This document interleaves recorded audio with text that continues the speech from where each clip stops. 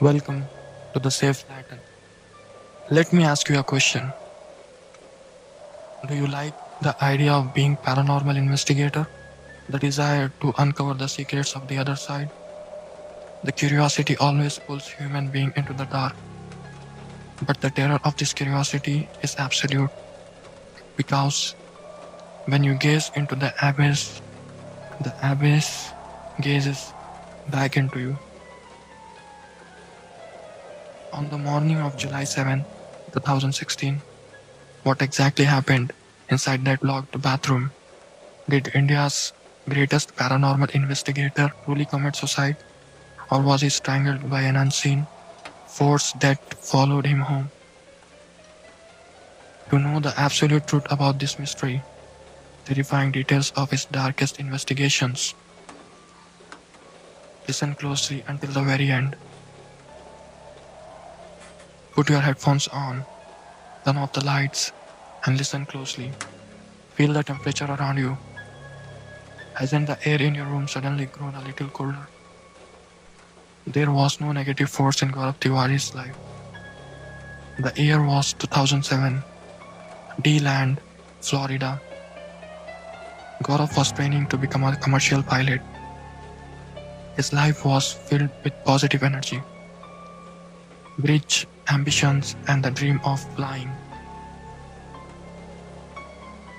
When he moved into a new apartment, his roommates began hearing heavy footsteps at night, but Gaurav simply laughed it off. His rational mind was a relief, a shield against the unknown. Until one night, the time was around 2:30 a.m. Gaurav was completely alone in his room. Everything was quiet. And then, a suffocating, dense, negative energy entered that positive space. His gut feeling screamed that someone was standing right behind him. He heard the heavy drag of footsteps right beside his ear. A voice whispered his name.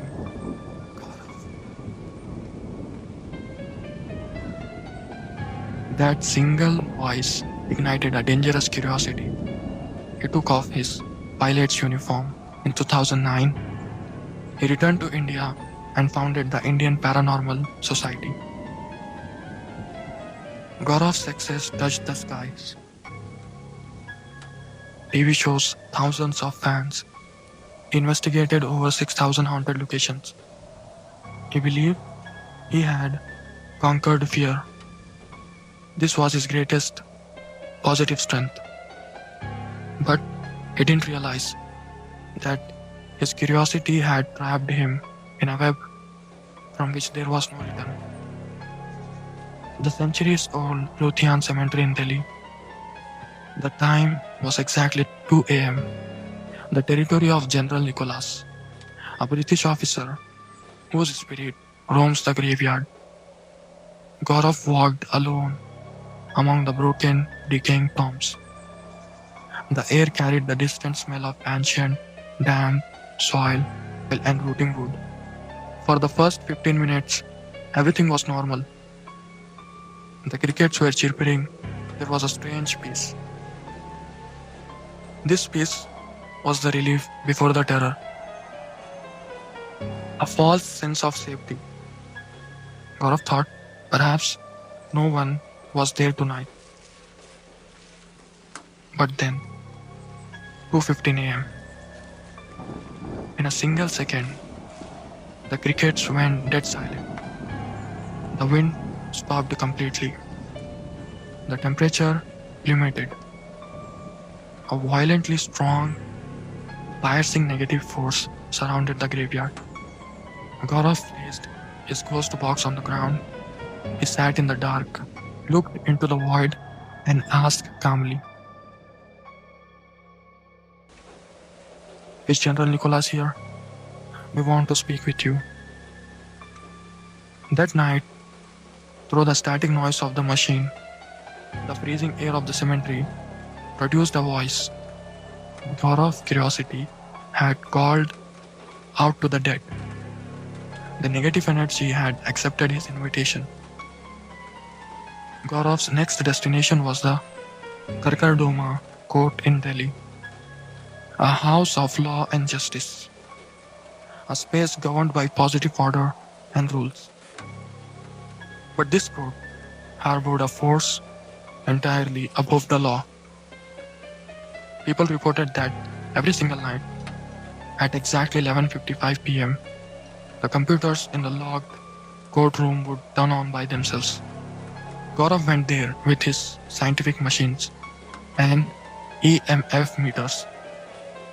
An empty courtroom, locked doors, the state smell of old paper, dry wood, and ink.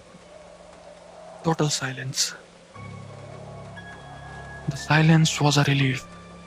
The human brain tells you that no one can enter a locked room. But as time passed, the tension thickened. 11:50 p.m. Gaurav's gut feeling sent an alarm. A heavy, suppressed negative force was gathering inside the room. The air pressure became suffocating. Gaurav kept his eyes on the machines. 11:55.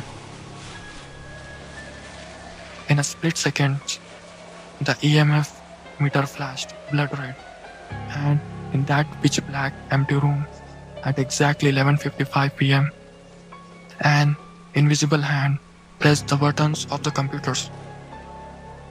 Gaurav was watching an unknown entity manifest right before his eyes. A negative entity had completely hijacked a positive space.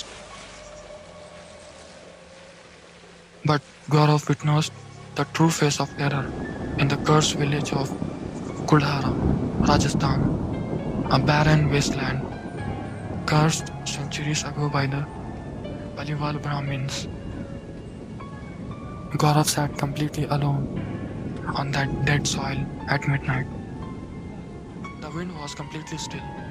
For miles, there was no sign of living human being.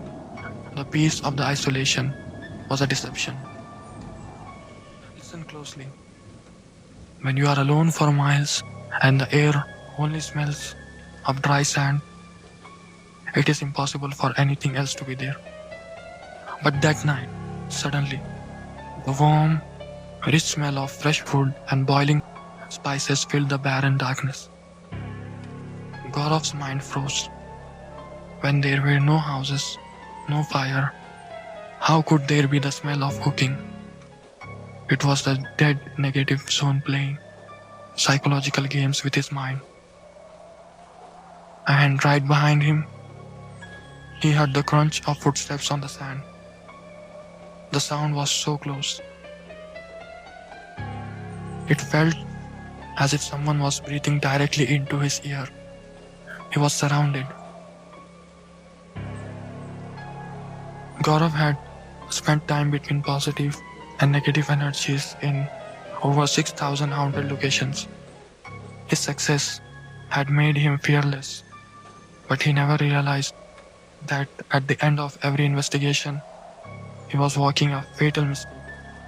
A mistake that would eventually cost him his life. Whenever an investigation ended, Gaurav would look into the dark and say calmly, "Whoever is here, come with me and leave this place." And so, the Gaurav Tiwari's curiosity, his invitation to the unseen spirits to walk with him, finally took its toll. Right before his death, he took a haunted house case in Janakpuri, Delhi. When Gaurav entered that house, there was no space, no relief.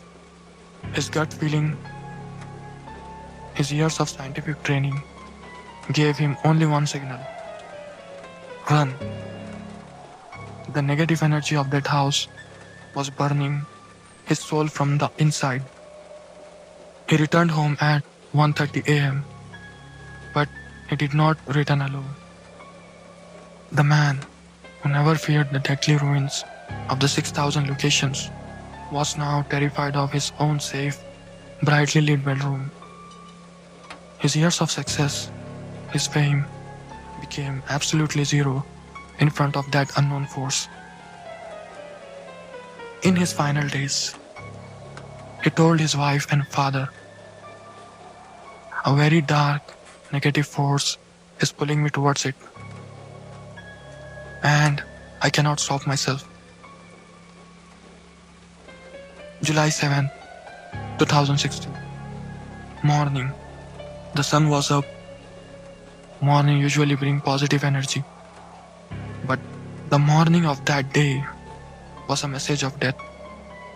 Gaurav went into the bathroom of his Delhi home. He locked the door from the inside. His wife and father were sitting right outside their own home, the safest place on earth. Time completely stopped. Suddenly, a violently loud thud echoed from the inside the bathroom, like a massive, heavy object being slammed against the door. His family broke the door down. Gaurav was lying on the floor. He had stopped breathing forever. There was no one else in the room. The door was locked from the inside. The windows were shut. The police say it was suicide. Some say it was murder. But the truth is far more terrifying than both. There was a deep, dark black line wrapped around Gaurav's neck, as if a massive, invisible hand had choked him from the behind. Gaurav's death was neither a suicide nor a murder. It was a deal. He had invited the darkness to walk with him 6,000 times. And on the morning of July 7th, the darkness finally kept its promise. It kept Gaurav forever. You are lying in your bed right now, in the dark, headphones on. Listen closely. Do you still like the idea of being a paranormal investigator? Is your curiosity still forcing you to gaze into the dark? The silence in your room right now is not empty. The dark is never empty. It simply waits for someone to call out to it.